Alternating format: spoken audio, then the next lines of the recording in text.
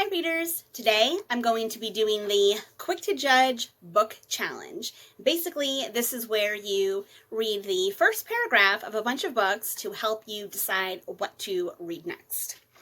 Before we jump in, I want to thank Mary and Joe over at BookBuzz for tagging me in this challenge. This is the first time that I've been tagged in one of these book challenges, so I'm super excited about that. I'm going to link their channel down in the description box below.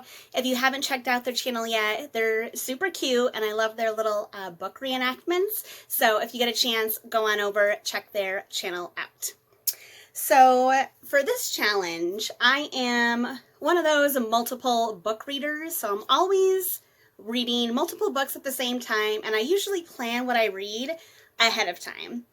But for this challenge, I decided that I was going to pick out a bunch of fantasy books.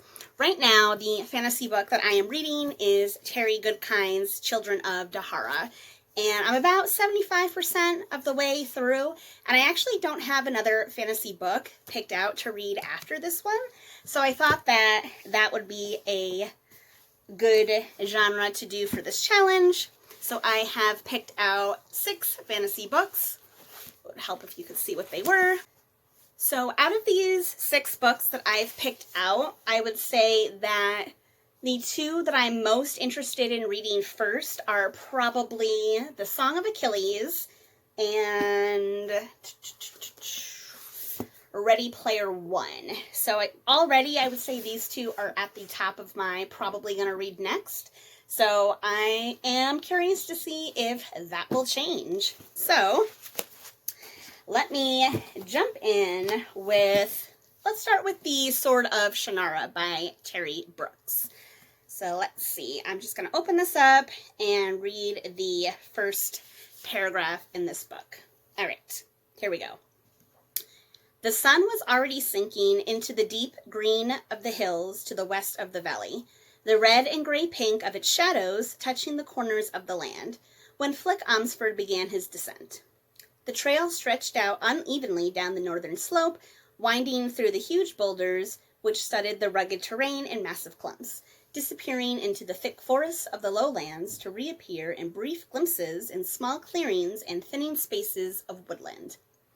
Flick followed the familiar trail with his eyes as he trudged warily along, his light pack slung loosely over one shoulder, his broad, wind-burned face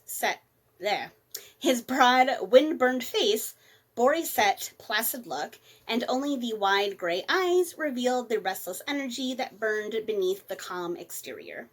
He was a young man, though his stocky build and the grizzled brown hair and shaggy eyebrows made him look much older. He wore the loose-fitting work clothes of the Vale people, and in the pack he carried were several metal instruments that rolled and clanked loosely against one another. Whew, that was a mouthful for this book. It was quite a long first paragraph here. So obviously I can tell that this book is big on descriptions. Probably I know it's been compared to Lord of the Rings.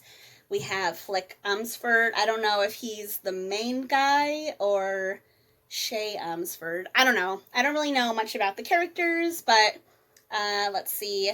It doesn't really tell me much other than there's this guy walking down a hill, is basically what that whole paragraph just said. So, say I'm moderately interested in this one. So, let's move on to the next, which is going to be Mistborn by Brandon Sanderson. Again, I picked this book up at a book haul a few weeks ago, and normally I like to wait to have a whole set before I start reading one. But I figured I would throw this book into the challenge and see what happened. So let's flip to chapter 1, or this is technically the prologue, but I'm guessing that's okay. Ash fell from the sky. Lord Trustine frowned, glancing up at the ruddy midday sky as his servant scuttled forward, opening a parasol over Trustine and his distinguished guest. Ashfalls weren't that uncommon in the Final Empire, but Trustine had hoped to avoid getting soot stains on his fine new suit coat and red vest, which had just arrived via canal boat from Luthadel itself. Fortunately, there wasn't much wind. The parasol would likely be effective. Interesting. So I know we have ash falling from the sky. That's interesting. I can kind of picture this in my head already with like a little parasol. Usually you use that for sun, but here they're using it for ash. So yeah, I feel like this small paragraph kind of puts this one ahead of the Sword of Shannara already. So I'm putting that one on top for now because that sounds super interesting. And I'm going to move on to The Magicians by Lev Grossman. Now, full disclosure, I've already read The Magicians, the first one, but I haven't read the rest of the series, and it's been a while since I've read this, so I would like to go back and revisit it and actually read the whole series together. So let's jump in and see if I can remember what happens in the beginning. Brooklyn. Quentin did a magic trick. Nobody noticed. They picked their way along the cold, uneven sidewalk together, James, Julia, and Quentin. James and Julia held hands. That's how things were now. The sidewalk wasn't quite wide enough, so Quentin trailed after them like a sulky child. He would rather have been alone with Julia, or just alone period, but you couldn't have everything. Or at least the available evidence pointed overwhelmingly to that conclusion. That is it. Now, I remember Quentin, I remember Julia. I don't quite remember James. I kind of vaguely remember that he was Julia's boyfriend, but I don't really remember what happens to him in the story or how long he lasts. So I'd say moderately interested. Definitely, I'm going to put this one in between Mistborn and Sword of Shannara for now. All right, next, moving on to Ready Player One. I saw the movie. I really liked it. I have book one and the sequel. I've heard that the book obviously is better than the movie, like most books are. So I'm really interested to see what happens in this one. Everyone my age remembers where they were and what they were doing when they first heard about the contest. I was sitting in my hideout watching cartoons when the news bulletin broke in on my video feed announcing that James Halliday had died during the night. And that's it. So because I'm familiar with the story, I know what contest he's talking about, and I know who James Halliday is. But if I didn't know that, I really would have no idea what was going on here. So I am surprised by this, but I think I'm actually going to put that one on the bottom of my pile for now. Sorry, guys. All right. Moving on to Ninth House by Leigh Bardugo. I have not read anything by Leigh Bardugo. I'm actually reading Shadow and Bone right now before the Netflix show comes out. But I know she's a super popular author. I understand that this is kind of her first adult fantasy book, so that's why I picked it up when I saw it on sale.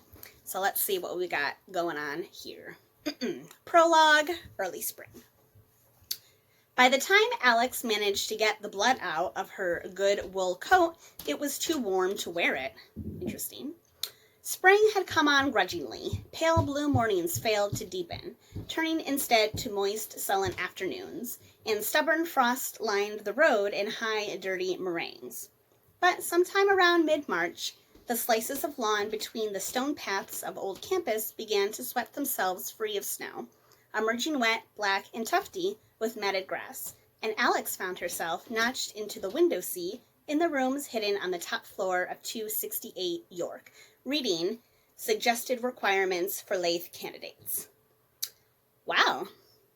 That was like all those words were like 2 or 3 sentences. That actually sounds quite intriguing. I like that there were some maps in like a lot of these books, but there's a map of Yale New Haven University, which I find really interesting. And yeah, wow, that sounded really interesting. More interesting than I thought it would be. I don't know whether to put that above. I think I'm still going to keep Mistborn on top, but I'm putting this one just beneath it. which is a surprise to me. And then finally, let's move on to the Song of Achilles by Madeline Miller. This book and her other book, Circe, have been all over Bookstagram, Instagram. So when I picked this up at a book haul last year, it's been sitting on my shelf and I really want to read it. So let's see what it sounds like. Chapter 1. My father was a king and the son of kings. He was a short man, as most of us were, and built like a bull, all shoulders. He married my mother when she was 14 and sworn by the priestess to be faithful. It was a good match. She was an only child, and her father's fortune would go to her husband. And that's it. So I'm assuming that the narrator of this book is Achilles, but I don't really know. I mean, that first paragraph didn't really tell me that much. So if I have to judge by only the first paragraph, I find that first paragraph kind of lacking, which surprises me. So now I have to decide where that goes. And, I think I'm going to put it, yeah, I think I'm going to kind of put it in the middle between Sword of Shannara and The Magicians. So my final ranking for judging all these books are Mistborn. This is the fantasy book I'm going to read next, I guess. Ninth House, The Magicians, Song of Achilles, Sword of Shannara, and ReadyPlayerone at the bottom, which really surprises me. I was not expecting that, but hey, I am judging these books, and that is how I judged them. Which one of these books would you have put on top? And have you read any of these? Let me know in the comments section below. Since this is a tag, I'm going to keep the tag going and tag a couple other booktubers that I know. Obviously, no pressure to do the tag. And if I didn't tag you and you want to do it, please feel free to go ahead and do it anyway. So the first person I'm going to tag is Megan's Reading Revelations. I hope I'm saying that right. Yes. I know she reads a lot of fantasy like I do, so I'd be curious to see what books she would choose. Next, I'm going to pick at Jeremy Fee. He does such a variety of book reviews and book talks, so I'd like to see what kind of books he would pick out for this challenge.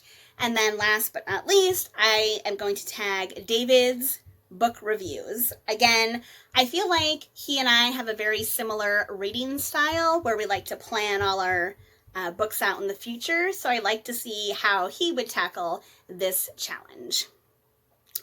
If you like this video, please give it a thumbs up, and of course, if you're not already, please subscribe to my channel for all of my bookish content. Alright readers, have a good day!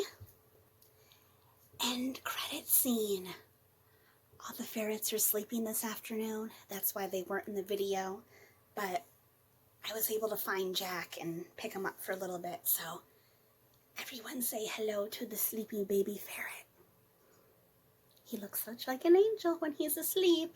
You would never know. He's such a terror when he's awake. Right, baby?